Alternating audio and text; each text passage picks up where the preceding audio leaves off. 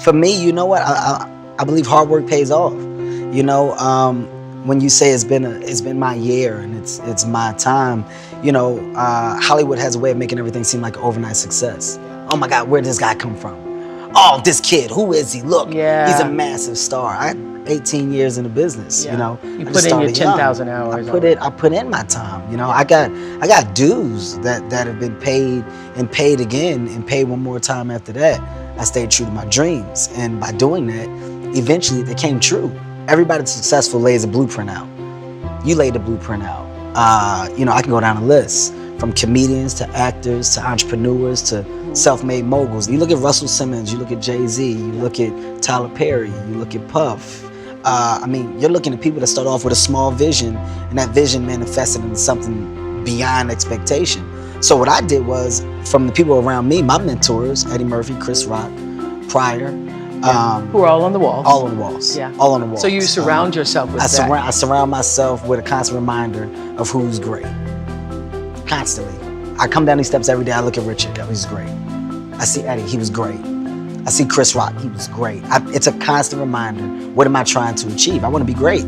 So that motivates me. So what thing that separates me is my drive. My drive is other people's success. You know, look, man, here's the thing. I'm becoming a businessman, guys. Absolutely. And as a businessman, you got to make business decisions. And right now, my business decisions are to own. And that's what I'm going to do. He owned all the Laugh in My Pain. All of it. Nice. And that's doing quite well. It's doing quite well now. You daggone right it's doing quite well. Sheesh. Would you say exact numbers? Fine, I'll tell you.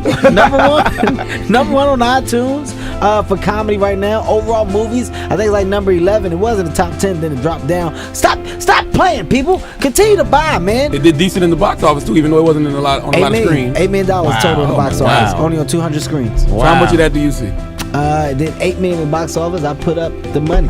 So it all comes back to Heartbeat Production. Life is too short, and I feel like everyone needs to live, love, and laugh, and understand, like, you know, you're constantly evolving. Things are constantly changing. Things are constantly putting people in a position where they can get better and do better. We're doing a lot better. A lot better. You're going to have bumps in the road. You're going to have things that happen that make you have a hiccup and question, are we doing better? But that's life. That's the course of life. But, you know, I'm a positive person. I'm a realistic and positive person. So I see where we are. I'm happy with where we are. And I know where we can be 5 or 10 years from now. It can continue to get better and grow.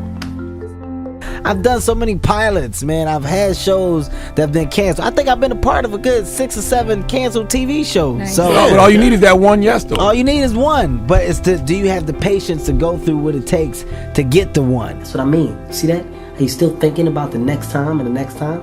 That's what I'm doing. I can't think about this shit. What's after this? Here's the good thing about Kevin Hart. I love to work, and I'm successful by doing what I do best and making people laugh. I don't feed into negativity. What I decided to do, I decided to take my own money, put my own money in myself. In other words, invest in me.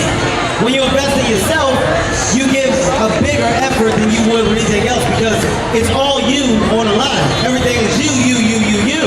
So in doing that, it's big because I control it. I make all the major decisions about the film. I have final say in my final product. And then when I put that product out, if it's received by the people that I love, called my fans, all that stuff comes back to me.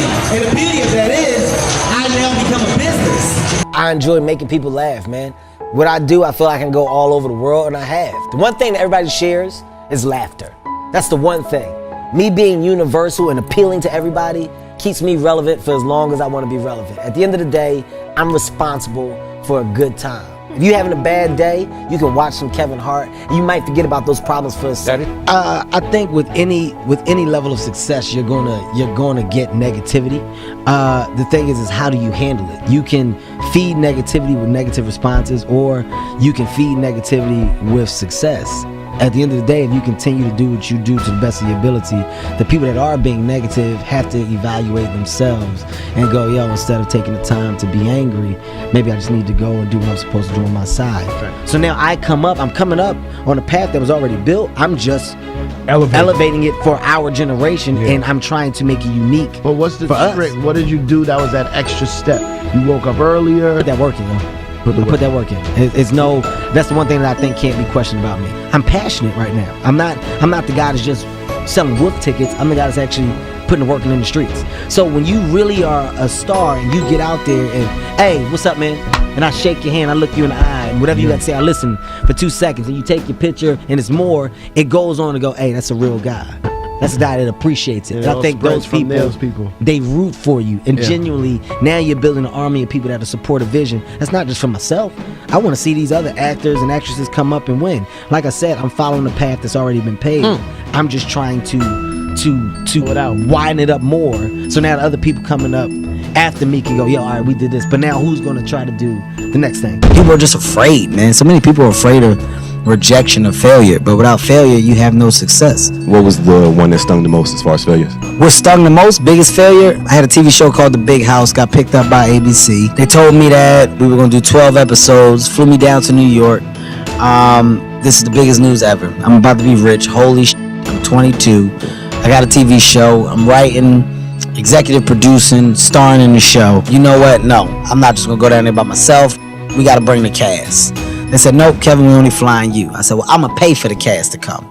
I took my own money, flew them all down to New York. Get to New York, put on my suit. People taking pictures of me walking out. This is the best thing ever. Holy shit, I'm famous. This is what it is. I get to the upfronts. Upfronts are where they announce your TV show. It's a slew of shows. They're announcing their time slots. I'm next. They're about to announce The Big House.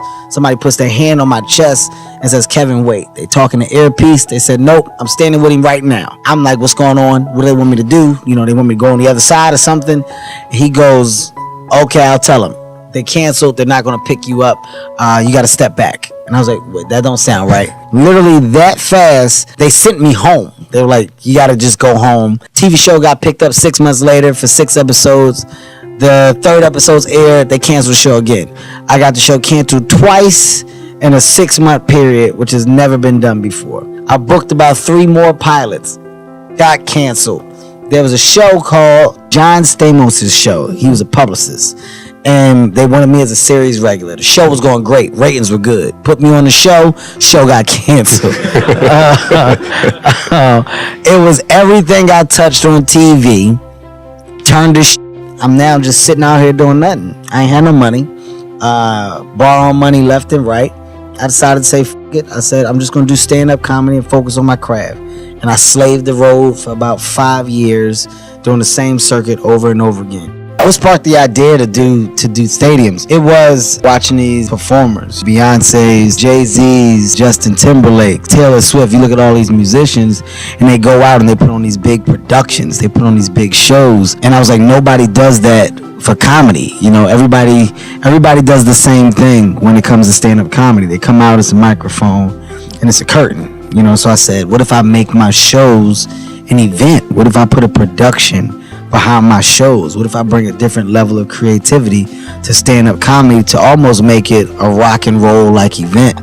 And it was a vision that I had that I shared. Some people didn't understand, which made me go and say, F it, I'll do it myself. You know, that's where having the mindset to literally gamble on yourself, do what you want to do, always comes in handy, because sometimes being a visionary isn't something that everybody can identify with. You know, sometimes people only see one way and down one street. I saw a street that opened up into so many different paths and different lanes, and I just wasn't afraid to take the chance. And the football stadium was also groundbreaking. You know, I don't want to do something and not be known for what I did in my generation. I want to stand out. So why not try to make history, which is why I did the football stadium. You know, 53,000 people is nothing to be frowned upon, but what you gotta look at is a comedian has never done it. So it was all about making a stamp and an imprint in today's generation. Why did you name your special What Now? Any entertainer with longevity always gets the question of what now?